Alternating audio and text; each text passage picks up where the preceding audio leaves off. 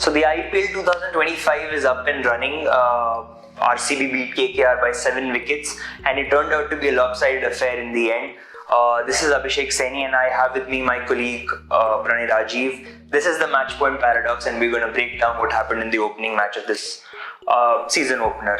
Pranay, it was a one-sided victory. It's fair to say. Where do you think the match turned really for RCB? So the game started quite well for RCB. They took an early wicket and then restricted KKR to about 9 runs in 3 overs. But then the game took off for KKR. Rahane and Naren scored boundaries aplenty.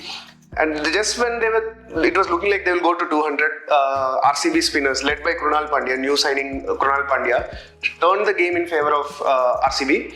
Pandya bowled 1 over in the power play, considered 15 runs, but then bowled 3 overs, gave away only 14 runs, took 3 big wickets. I think Pandya's that 3 over spell, I think from over number 10, shifted the balance of the game. Particularly, I think we have to talk about Venkatesh Iyer's dismissal. Venkatesh Iyer usually bats without a helmet against spinners.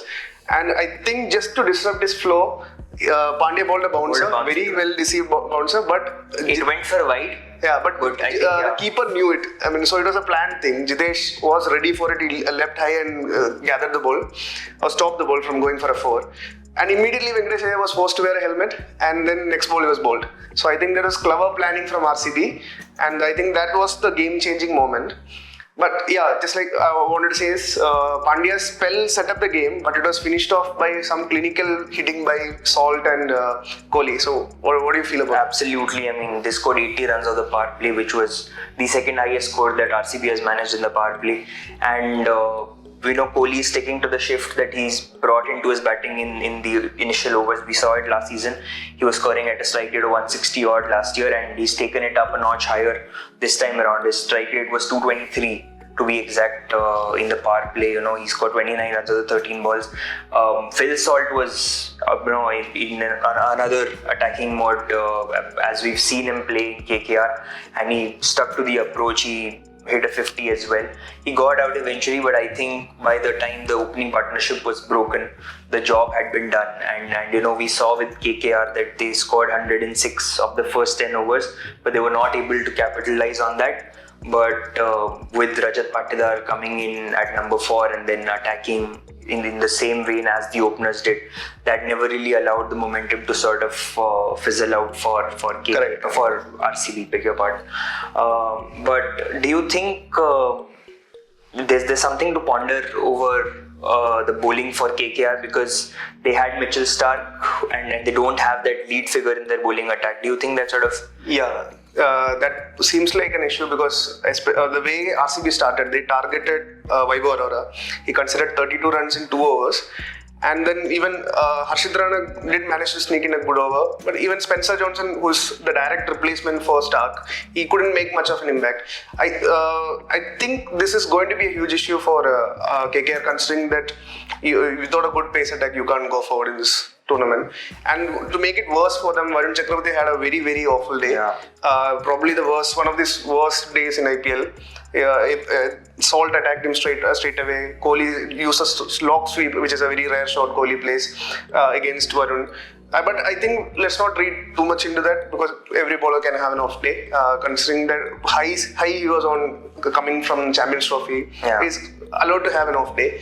And I think by attacking Varun, what RCB did is they could afford to go slow against Sunil Narine. Not take any risk against Sunil Narine. Again, not a great day for KKR, opening day as a defending champion, losing at your home ground. But there were still some positives, like the way Rahane batted. It was a very, you could say, a controversial decision that giving Rahane the captaincy, considering it was not absolutely sure that he was going to be in the playing 11. But he has, I think, guaranteed his spot by this particular knock, the way he batted. What do you feel about that, considering you are a huge... Absolutely, he's banished all ghosts of doubt that was surrounding his place in the team. We've discussed this so much with the Indian team that, Rohit Sharma leading from the front, and giving those attacking starts to India, and Rahane did just that today.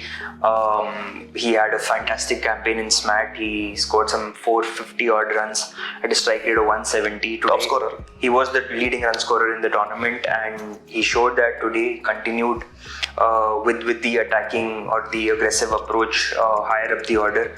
And obviously, as you said, an off day for the bowling unit, and if they somehow manage to plug in those gaps in the middle order, obviously I think Venkatesh Iyer coming into the tournament with as high a price tag as him, that can be a mental block at times, but with someone like Rahane at the helm and Chandrakant Pandit, I think this is something they will sort of iron out these chinks as the tournament progresses.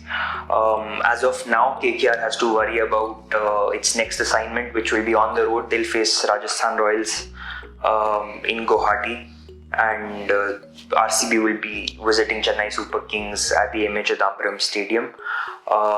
That is it from the first match. Sunday we'll see a double-header, the first double-header of this season. We will start with the Sunrisers Hyderabad hosting Rajasthan Royals.